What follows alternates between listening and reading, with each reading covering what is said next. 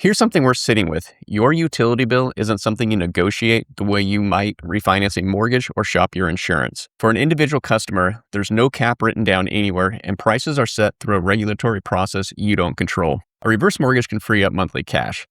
That's what it's built to do. But it does nothing about a bill that can keep climbing on its own with no ceiling for your household specifically. Many homeowners on a fixed income have felt their electricity costs rise sharply over the past several years, and that trend puts pressure right back on the breathing room that a reverse mortgage was supposed to create. There's a second move worth knowing about. It costs nothing to start, and it's built to work alongside a reverse mortgage instead of against it. In this video, I'm going to walk you through how a solar power purchase agreement actually works, what varies by contract, and what to verify before you sign if you have or want a reverse mortgage. One thing up front, since you should know it before anything else in this video, I refer clients to an independent solar brokerage and I get paid from them if you end up working with them, not by you. Same structure as how I get paid as a mortgage broker, paid by the lender, not the client. That doesn't change your right to compare providers, read the contract closely, or walk away if it doesn't make sense for you. Let's talk about the actual problem before the fix. Electricity pricing is genuinely complicated, and it varies by utility, by plan, by season, and by time of day.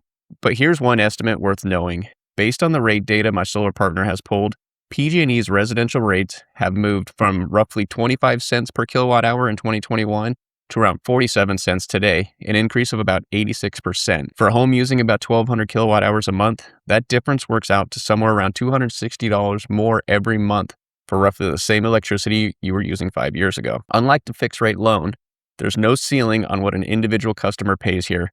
The rate gets set through a regulatory process, and you find out the result after the decision, not before. So here's the honest version of the math. If your reverse mortgage freed up real monthly cash and your power bill has climbed something like that in the same stretch, a real chunk of that new breathing room is quietly going somewhere else.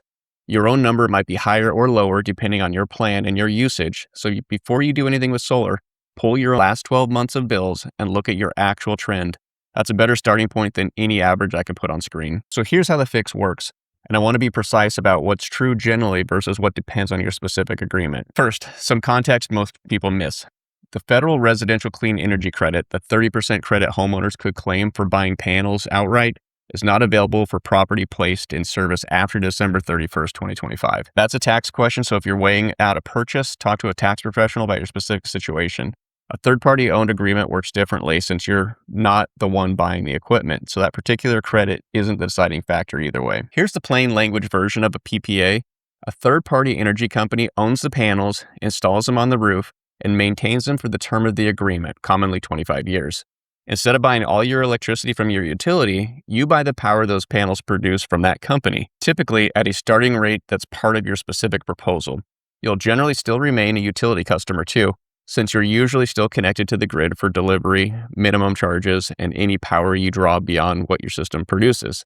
This is not a case of leaving your utility entirely. It's adding a second seller into the mix. One more thing worth knowing. In 2023, California adopted a new tariff for exported solar power, formerly called the Net Billing Tariff, which most people in the industry still call NEM 3.0. It applies to systems that submitted their interconnection application on or after April 15, 2023.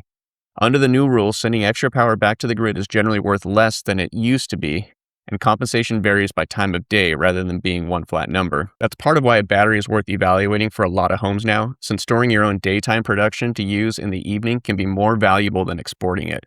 That doesn't mean a battery is automatically the right call for every home. It depends on your usage pattern, your rate plan, and what's actually in your proposal. The process itself usually starts with a discovery call to check whether your home even qualifies, followed by a design based on a full year of your actual usage rather than a single bill. Then a proposal review where every number gets walked through with you on a end-of-site survey to confirm your roof and electrical panel can support a long-term system. If your room doesn't have much life left, a straight answer is often that roof should come first. Timelines vary quite a bit depending on permitting, utility review, and whether panel upgrades or roof work are involved. So ask for a realistic range based on projects in your specific area rather than assuming a fixed number of weeks. As typically structured, there's no money required at signing or at install, but read your specific agreement closely since terms like maintenance responsibility, insurance, and what happens if you cancel all vary by provider. If you want more videos that look at the full picture of retirement cash flow, not just the reverse mortgage side, hit subscribe and tell me in the comments what's putting the most pressure on your budget right now. Now let's look at the question I get from most clients who have or want a reverse mortgage. Does adding solar create a problem for my loan? The honest answer is it depends on the specific agreement, so let's separate the concept clearly instead of promising an outcome. A solar loan, where you borrow money to buy the equipment, can involve different structures. Some get recorded against your property, similar to a second mortgage.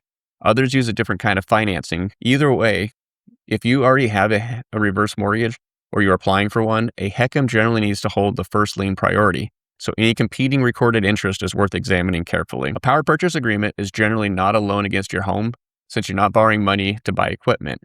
But that doesn't automatically mean there's no paperwork that matters to a lender. Some agreements involve a filing tied to the equipment itself. So the responsible move every time is this. Before you sign anything, send the complete agreement, not just a summary, to your reverse mortgage loan officer and a title professional, and ask directly whether it creates any lien filing or requirement that could affect your loan or your title. That's the question that protects you, not a blanket assumption either way. If you're thinking about selling down the road, many agreements are designed to be transferable, but the actual process and whether a buyer needs to qualify or a buyout applies depends on your specific contract. Read those terms before you're in the middle of a home sale, not during it. I'll also say this plainly.